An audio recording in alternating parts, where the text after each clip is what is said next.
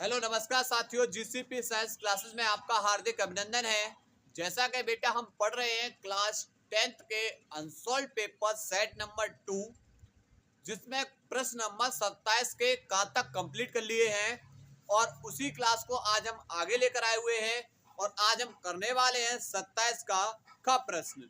27 का ख प्रश्न है कि साबुन क्या है। सबसे पहले आपसे पूछा क्या है, साबुन क्या है। देखो, उच्च अणुभार वाले वसा अम्लों के सोडियम तथा पोटेशियम लवण क्या कहलाते हैं, साबुन कहलाते हैं। तो पहले डालेंगे हेडिंग साबुन, क्या डालेंगे साबुन, और साबुन के बारे में लिखेंगे उच्च अणुभार वाले, उच्च अणुभार वाले वसा अम्लों के, वसा अम्लों के सोडियम तथा पोटेशियम लवण, तथा पोटेशियम लवण साबुन कहलाते हैं। क्या कहलाएंगे बच्चे, साबुन कहलाते हैं। क्लियर। इसी में बोला है साबुन बनाने की रासायनिक समीकरण लिखिए। अब पढ़ेंगे साबुन बनाने की विधि। साबुन बनाने की विधि, किस तरीके से साबुन को बनाया जाता है। आप लेंगे वसा, वसा का फॉर्मूला देखो CH2, यहाँ आप रखना CH और यहाँ किसको रखना CH2, इससे जोड़ना O, CO, C17H35, C17H35, O, CO, C17H35, O, CO, C17H35। ये फॉर्मूला होता है वसा का, इसे बोलेंगे स्टीरेट। क्या बोलते हैं बच्चे से, स्टीरेट। इसकी अभिक्रिया हम किसी भी क्षार के साथ करा दें, चाहे NaOH या KOH के साथ गर्म कर देंगे। होगा क्या कि Na पे प्लस और OH पे माइनस, बॉन्ड को तोड़ेंगे यहाँ से C पे प्लस O पे माइनस, यहाँ पर बॉन्ड तोड़ेंगे C पे प्लस O पे माइनस, बॉन्ड तोड़ेंगे C पे प्लस O पे माइनस। अब भाई प्लस कितने निकले 3, तो माइनस भी कितने चाहिए हमें 3, पर माइनस हमारे पास 1 है, 3 से मल्टीप्लाई कर देंगे। ऐसे ही माइनस जब 3 है तो प्लस भी कितने चाहिए 3, तो यहां से फॉर्मूला बनेगा C17H35 COO। पर इस पे बेटा कैसा चार्ज है, माइनस, इसके पास आएगा प्लस, प्लस कौन है Na, पर कितने माइनस है 3, तो प्लस भी कितने जाएंगे 3। उसके बाद बचा कौन CH2, CH2, इसके पास सब पे प्लस है, इनके पास आएगा माइनस, यानी OH, OH, OH, और ये होगा हमारा ग्लिसरॉल, ग्लिसरॉल। ये ग्लिसरॉल का फॉर्मूला है और ये हमारा क्या बनता है, साबुन। इसे नाम देंगे sodium stearate, stearate, sodium stearate. तो वसा अम्ल की क्षार के साथ क्रिया कराएंगे, किसका निर्माण होता है, साबुन तथा ग्लिसरॉल बनता है। लिखेंगे इसके बारे में, लिखेंगे वसा अम्ल की NaOH के साथ क्रिया कराने पर साबुन तथा ग्लिसरॉल प्राप्त होता है, ग्लिसरॉल प्राप्त होता है। यह अभिक्रिया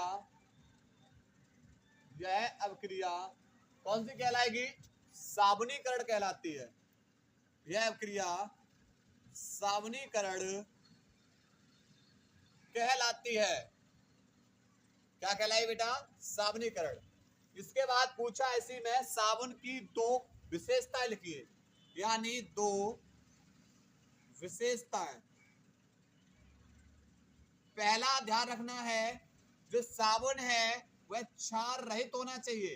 कैसा होना चाहिए, क्षार रहित होना चाहिए। साबुन क्षार रहित होना चाहिए। क्योंकि क्षार त्वचा व कपड़ों को हानि पहुंचाते हैं, कपड़ों को हानि पहुंचाता है। क्लियर।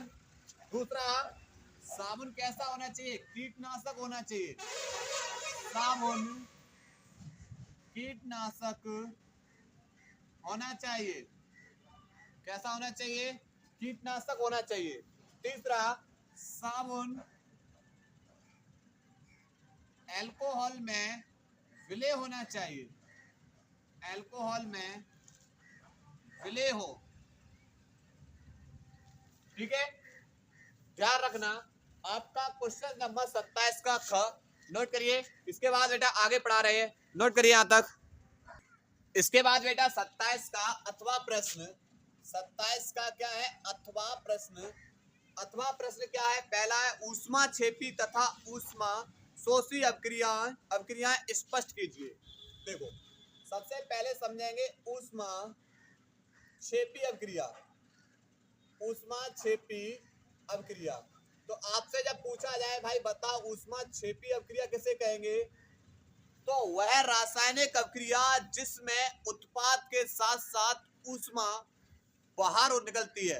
उत्पाद के साथ साथ क्या निकलती है? ऊष्मा भी उत्पन्न होती है। कौन सी अभिक्रिया कहलाएगी? ऊष्मा छेपी अभिक्रिया। जैसे C+O2, जब कार्बन को जलाओगे वायु की उपस्थिति में तो बनेगा कार्बन डाइऑक्साइड, प्लस में कौन उत्पन्न होगी? ऊष्मा।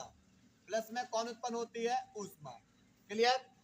ऐसे मेथेन CH4 को जब गर्म करोगे वायु की उपस्थिति में, कार्बन जब ऑक्सीजन के साथ जाएगा तो बनाएगा CO2। इसी प्रकार हाइड्रोजन जब ऑक्सीजन के साथ जाएगा, एक H पे एक प्लस, एक O पे दो माइनस, तो दो माइनस के लिए दो प्लस चाहिए, अर्थात एक O होना चाहिए और दो H, और प्लस में क्या बाहर निकलेगी? ऊष्मा। प्लस में क्या बाहर निकलेगी? ऊष्मा। बैलेंस करेंगे, यहाँ हाइड्रोजन कितने हैं? 4। हाइड्रोजन 4 करने के लिए यहाँ 2 से मल्टीप्लाई कर दो, ये बनेगा कार्बन डाई ऑक्साइड। और H2 आपको पता है बेटा किसका फॉर्मूला है? जल। CH4 किसका है? मेथेन का। ठीक है, तो वह रासायनिक अभिक्रिया जिसमें उत्पाद के साथ साथ ऊष्मा भी उत्पन्न होती है, कौन सी अभिक्रिया कहलाएगी? ऊष्मा छेपी अभिक्रिया। लिखेंगे वह रासायनिक अभिक्रिया, वह रासायनिक अभिक्रिया जिसमें उत्पाद के साथ साथ ऊष्मा भी उत्पन्न होती है, ऊष्मा भी उत्पन्न होती है, ऊष्मा छेपी अभिक्रिया कहलाती है। ऊष्मा छेपी अभिक्रिया कहलाती है। इसके बाद अब समझेंगे ऊष्मा शोषी अभिक्रिया। शोषी अभिक्रिया। अब आपको समझ में आ गया होगा बेटा कि ऊष्मा शोषी का मतलब है ऊष्मा का शोषण होगा। वह रासायनिक अभिक्रिया जिसमें ऊष्मा का शोषण होता है, ग्रहण किया जाएगा, कौन सी अभिक्रिया कहलाएगी? ऊष्मा शोषी अभिक्रिया। जैसे N2 प्लस में O2, ये बनाएंगे बेटा, क्या बनाएंगे? 2NO। क्या बनाएंगे? ये 2NO प्लस में क्या करेंगे? लेकिन ये ऊष्मा का अवशोषण करेंगे। कितना? 45। यहां पर कितना अवशोषण करेंगे? 45 कैलोरी ऊष्मा का। कितनी कैलोरी ऊष्मा? 45 कैलोरी ऊष्मा का अवशोषण करेंगे। क्लियर। तो इसको हम क्या कर रहे हैं? पहले लिख दे रहे हैं। फिर से क्या कर रहे हैं? पहले लिख दे रहे हैं। कितना? 45 कैलोरी, 45 कैलोरी ऊष्मा का अवशोषण करेंगे, बनाएंगे NO। पर है कितने N? 2N, 2 ही हो, यानी 2NO। क्लियर। तो इसमें लिखेंगे वह रासायनिक अभिक्रिया, वह रासायनिक अभिक्रिया जिसमें ऊष्मा का अवशोषण होता है, कौन सी अभिक्रिया कहलाएगी? ऊष्मा शोषी अभिक्रिया कहलाती है। अभिक्रिया कहलाती है। क्लियर? नोट करेंगे इस प्रश्न को बेटा, उसके बाद आगे करा रहे। नोट करिए। इसके बाद बेटा इसका ख प्रश्न है पीएच मान क्या है? पीएच मान क्या है और इसका हाइड्रोजन आयन सांद्रण से क्या संबंध है? देखो, सोरेनसन के अनुसार, किसके अनुसार? सोरेनसन के अनुसार किसी विलयन में जो हाइड्रोजन आयन की जो सांद्रता होती है उसके ऋणात्मक लघुगणक को उसका पीएच मान कहते हैं। किसी विलयन में जो हाइड्रोजन आयन की जो सांद्रता होगी उसके ऋणात्मक लघुगणक को उसका क्या बोलते हैं? पीएच मान कहते हैं।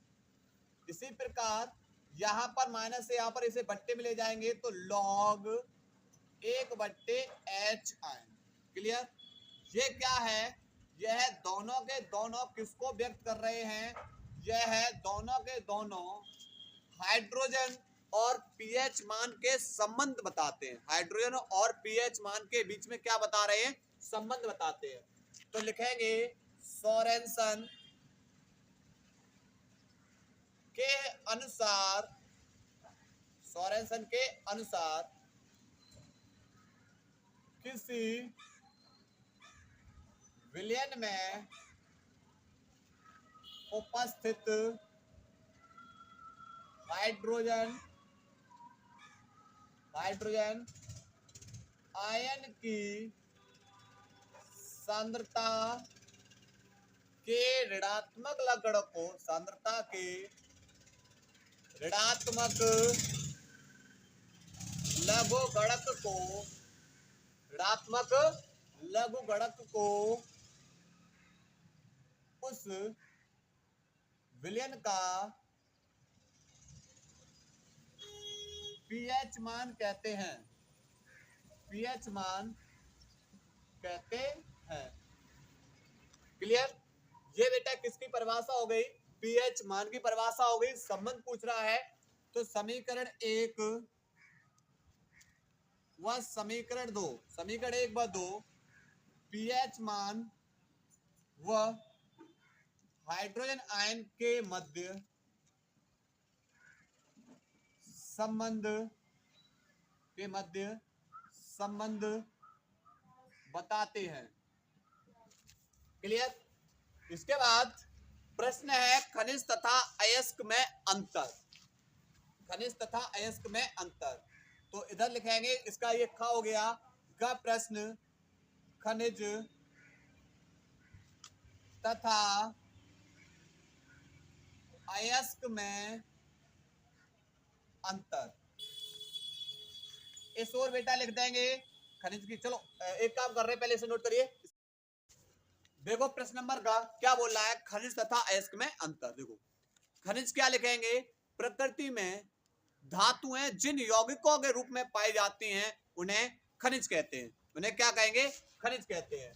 तो लिखेंगे इसके अंदर प्रकृति में धातुएं, प्रकृति में धातुएं जिन यौगिकों के रूप में पाई जाती हैं उन्हें खनिज कहते हैं। खनिज कहते हैं। जिन खनिजों से शुद्ध धातु कम खर्चे में सरलता पूर्वक आसानी से प्राप्त किया जा सके उन्हें क्या कहते हैं? अयस्क। ठीक है? तो लिखेंगे जिन खनिज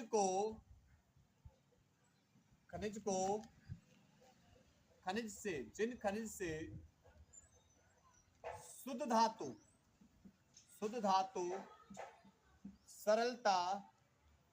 सरलता पूर्वक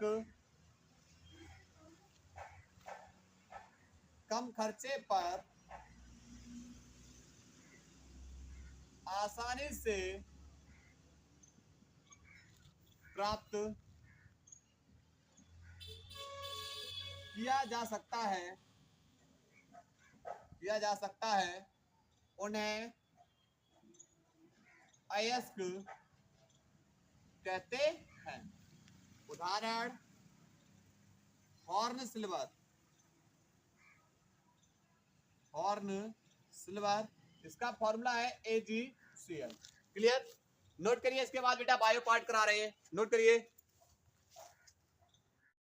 बाद बेटा प्रश्न नंबर 28 और हम चले आ रहे हैं बेटा बायोलॉजी वाले भाग की ओर, जिसमें पहला प्रश्न 28 का के भोजन के पाचन में लार की क्या भूमिका होती है। तो देखो, जो लार होता है उस लार के अंदर 99.5% आपका जल, श्लेष्म, उसके बाद जो एंजाइम में कौन कौन सा, एक सैलाइवरी एंजाइम या टाइलिन एंजाइम अथवा जीवाणुनाशी जो लाइसोजाइम होता है। जल क्या करेगा, जल भोजन को नम करेगा, और ये जो सैलाइवरी एमाइलेज एंजाइम होता है यह स्टार्च को माल्टोज शर्करा में परिवर्तित कर देता है। क्लियर? तो ये वाला प्रश्न बेटा क्वेश्चन नंबर 28 का बहुत आसानी से आप लिख लेंगे। इसके बाद 28 का ख है ओजोन परत हमारे लिए क्यों महत्वपूर्ण है। ओजोन परत होती है, पहला पृथ्वी से 8 से 10 किलोमीटर ऊपर जाएंगे ये क्षोभ मंडल होगा, लेकिन 8 से 10 किलोमीटर के जो ऊपर जाएंगे, इससे ऊपर वाले में जाएंगे, हम पहुंच जाएंगे समताप मंडल के अंदर। और जैसे ही हम समताप मंडल के अंदर पहुंचेंगे तो इसमें एक ओजोन गैस की एक पतली परत होती है। यह क्या करती है, सूर्य से आने वाली जो प्रकाश की किरणें हैं, कौन सी वाली, पराबैंगनी किरणें, इनसे हमारी रक्षा प्रदान करती है। क्यों? क्योंकि अगर हम इस पराबैंगनी किरण के संपर्क में आ गए तो इससे मोतियाबिंद, कैंसर आदि जैसी बीमारियां उत्पन्न हो जाती हैं। तो पराबैंगनी किरणों से रक्षा कौन कर रहा है, हमारी ओजोन परत। तो ये वाला हमने बेटा इसमें लिख दिया गया है। ठीक है? इसके बाद क्वेश्चन नंबर हमारा बेटा 29, स्वपरागण तथा परपरागण में विभेद बताइए। तो स्वपरागण और परपरागण विभेद कैसे, जब किसी पुष्प के परागकण उसी पुष्प की वर्तिकाग्र पर गिर जाते हैं या पहुंच जाते हैं तो यह प्रक्रिया कहलाएगी स्वपरागण। जब किसी पुष्प के परागकण उसी पुष्प की वर्तिकाग्र पर पहुंच जाते हैं, यह प्रक्रिया स्वपरागण कहलाती है। उदाहरण के लिए आप लोग बेटा लिख लेना मटर। उदाहरण के लिए क्या लिख लेना, मटर। किसका उदाहरण है, स्वपरागण। अब आते हैं परपरागण में। जब किसी पुष्प के परागकण उसी जाति के अन्य पुष्प की वर्तिकाग्र पर पहुंचते हैं, जब किसी पुष्प के परागकण उसी जात के अन्य पुष्प की वर्तिकाग्र पर पहुंचते हैं तो यह प्रक्रिया परपरागण कहलाती है। क्या कहलाएगी, परपरागण। उदाहरण के लिए सरसों, और हमने बेटा ये पहले लिख दिया है, आप बड़े आसानी से इसको नोट कर लेना। ठीक है, नोट कर लीजिए बेटा इसको। इसके बाद बेटा प्रश्न नंबर 29 का खामा प्रश्न। ख प्रश्न क्या बोल रहा है, परिवार नियोजन की किन्हीं दो स्थायी विधियां। देखो, पहली विधि है पुरुष का ऑपरेशन, और इस ऑपरेशन का नाम होता है वैसेक्टोमी। क्या नाम होता है, वैसेक्टोमी। और इसमें क्या किया जाता है, इस विधि में जो पुरुष है, पुरुष की शुक्र वाहिनी को काटकर क्या कर दिया जाता है, बांध दिया जाता है। और यह एक अत्यंत सरल ऑपरेशन होता है। और कैसी विधि है, ये स्थायी विधि है। दूसरा, महिला का ऑपरेशन, इसे बोलते हैं ट्यूबेक्टोमी। क्या बोलेंगे, ट्यूबेक्टोमी। इस विधि में क्या होगा, इसमें जो महिलाएं होती हैं, इन महिलाओं की अंडवाहिनियों को काटकर बांध दिया जाता है, जिससे अंडाणु अंडवाहिनी नलिकाओं में नहीं पहुंच पाते हैं। ठीक है? तो ये बेटा कौन से हो गए, ये हमारा हो गया प्रश्न नंबर 29 का ख। इसके बाद बात करेंगे 30 में बोला है किन्हीं दो पादप हार्मोन के नाम तथा उनके कार्य लिखिए। पहला वाला जो हार्मोन है वह है डोरमेन। ये क्या है, ये ऑक्सिन तथा जिबरेलिन्स के प्रभाव को अवरोधित करते हैं। दूसरा है एथिलीन, यह एक गैसीय पादप हार्मोन है जो क्या करता है, वृद्धि रोधक का कार्य करता है और फलों को पकाने वाला हार्मोन है ये। उसके बाद प्रश्न नंबर बेटा 30 का ख बोल रहा है पौधे में रंध्रों की उपयोगिता लिखिए। तो पौधे में रंध्र, सबसे पहले पौधे में जो छोटे छोटे छिद्र पाए जाते हैं, पौधे की पत्तियों में छोटे छोटे से छिद्र पाए जाएंगे, इन्हें क्या बोलेंगे, रंध्र बोलेंगे। रंध्र का कार्य होता है वाष्पोत्सर्जन की क्रिया, दूसरा गैसीय विनिमय का काम। तो ये हमारे 30 तक थे। उसके बाद मानव में वृक्काणु और मेंडल के नियम, इनके प्रयोगों का महत्व। तो ये बेटा हम अगले वाले लेक्चर में इन दोनों प्रश्न को अलग से पढ़ाएंगे। क्लियर, इंपॉर्टेंट प्रश्न है। आज की क्लास को हम यहीं ब्रेक कर रहे हैं। धन्यवाद।